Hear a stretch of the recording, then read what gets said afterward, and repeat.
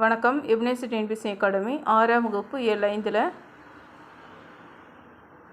பிரித்தெழுதுகளில் நன்றி அறிதல், நன்றி ப்ளஸ் அறிதல், பொறை உடைமை, பொறை ப்ளஸ் உடைமை, பொருள் உடைமை, பொருள் ப்ளஸ் உடைமை, பாட்டிசைத்து, பாட்டு கூட்டல் இசைத்து, கண்ணுரங்கு, கண் ப்ளஸ் உரங்கு, தாலாட்டு, தாள் ப்ளஸ் ஆட்டு, தாள்னா நாக்கு, போகி பண்டிகை, போகி ப்ளஸ் பண்டிகை.